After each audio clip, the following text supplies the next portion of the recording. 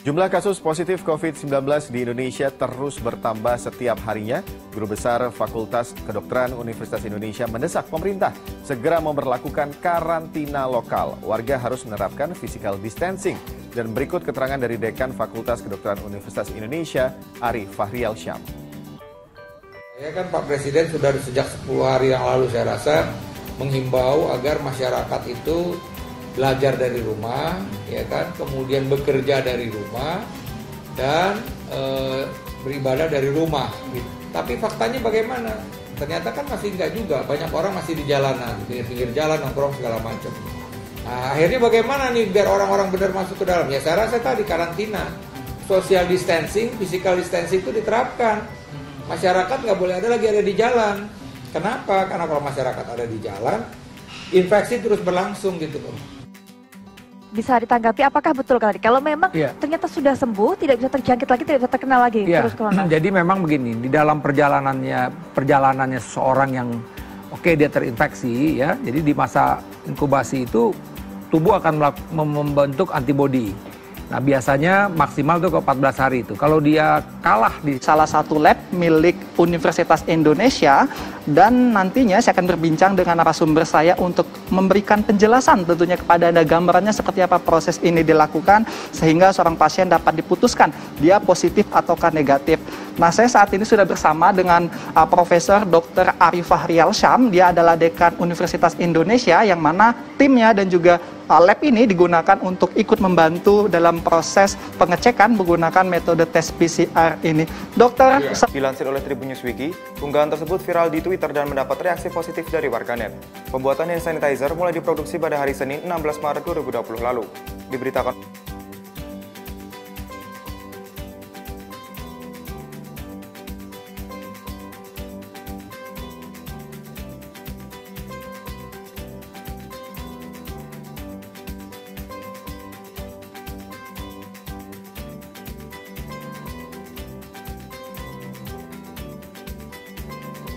teman-teman dari FKUI, kemudian juga dari Fakultas Farmasi Indonesia dan juga teman-teman dari IPB coba memanfaatkan teknologi bioinformatika. Pertama, kita sudah tahu struktur dari komponen virus tersebut.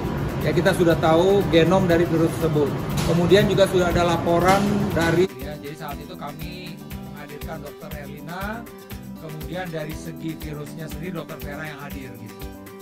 Saya rasa dengan perjalanan waktu kita tahu bahwa mulainya di publik ini informasi mengenai virus ini pertengahan Januari, walaupun sebenarnya akhir Desember itu yang sudah ketahuan dan terus ya. Dan oleh karena itu saya rasa sebagian COVID-19 yang mungkin sejawat sekalian sudah mulai pelajari atau bahkan sebagian sudah selesai mempelajari modul tanggal pandemi COVID-19. Silakan slide.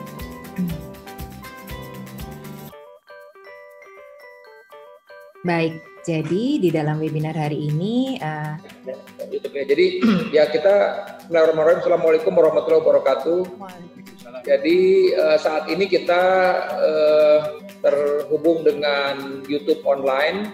Nanti dengan sendirinya acara ini juga akan bisa diakses oleh banyak orang melalui channel YouTube FKUI. Jadi memang dalam rangka COVID ini kita setiap minggu rutin melaksanakan acara ini 1 jam. Nanti kita juga lihat teman-teman yang bertanya begitu ya. Dan sebagian juga kita mengundang teman-teman media pada kesempatan ini. Jadi kita tahu bahwa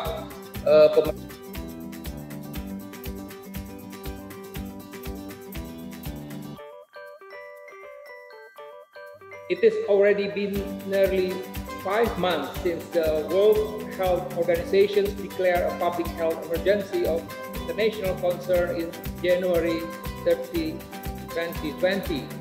Today we know it is COVID pandemic.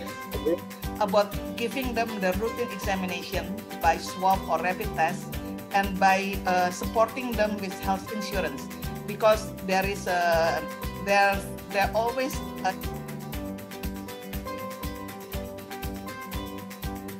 apresiasi dan terima kasih yang setinggi-tingginya kepada para tenaga medis, aparat pemerintah, aparat TNI, Polri,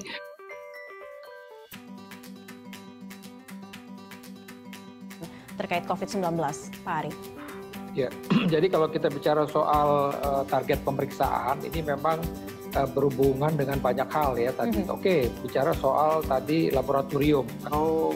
Menakutkan bahkan ya, karena kadang mendramatisir.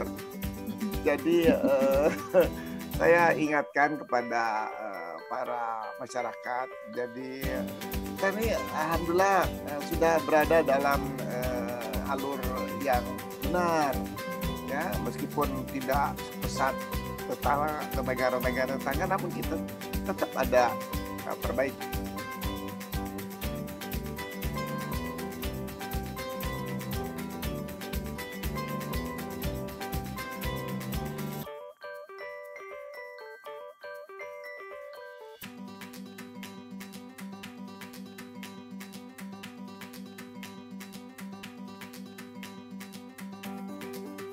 Problem yang kita hadapi adalah masalah stigma, masalah ancaman dan lain-lain. Jadi banyak petugas kemudian merasa insecure, ya, merasa tidak aman melakukan pekerjaannya dan karena tidak dibuat nyaman, ya. Jadi mohonlah juga ini barangkali banyak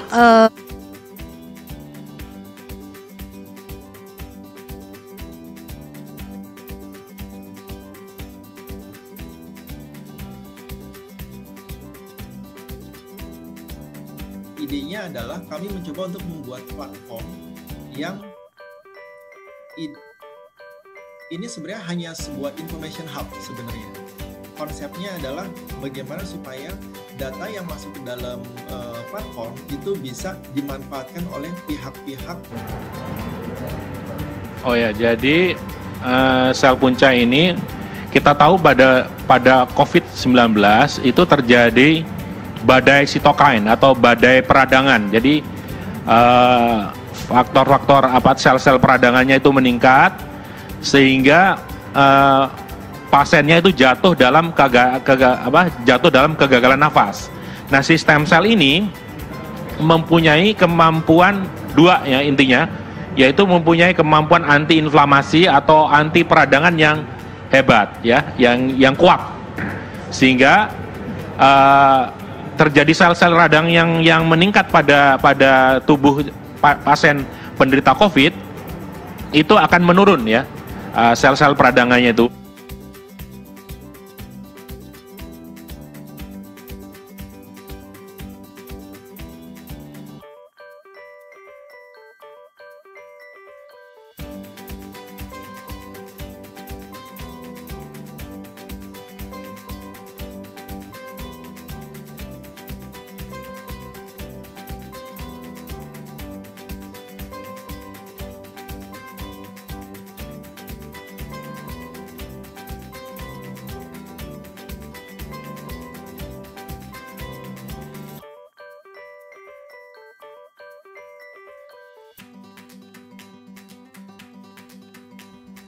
Setelah lulus uji klinis tahap 1 dan 2, vaksin asal Tiongkok Anhui Zhivei Longcom Biopharmaceutical memasuki uji klinis tahap 3. Di tahap ketiga ini, uji coba dilakukan kepada 4.000 relawan di Jakarta dan Bandung. Pemberian vaksin rekombinan COVID-19 Anhui akan dilakukan dalam 3 tahap dengan interval 1 bulan antar penyuntikan. Kelompok relawan vaksin Anhui Longcom adalah berusia 18 tahun ke atas, termasuk 20 vaksin merah putih telah diproduksi oleh 6 lembaga dengan menggunakan berbagai macam platform atau teknologi pembuatan vaksin. Institut Teknologi Bandung menggunakan platform vektor adenovirus. Sementara Universitas Airlangga juga menggunakan platform yang sama, yakni adenovirus dan AAV. Universitas Indonesia menggunakan 4 platform berbeda, yakni DNA, mRNA, PLV, dan juga subunit rekombinan. Sementara UGM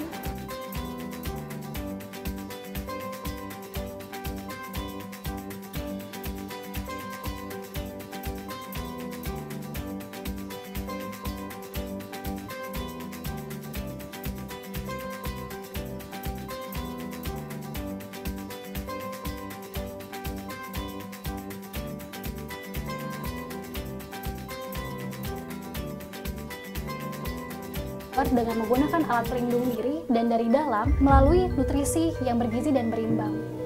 Berangkat dari masalah ini, kami menginisiasi suatu gerakan yang berfokus pada memenuhi kebutuhan nutrisi garda terdepan, yaitu gerakan sosial nutrisi garda terdepan. Nasogastric Tube itu bantuan makan buat pasien, selang bantuan makan. Nah, jadi sebetulnya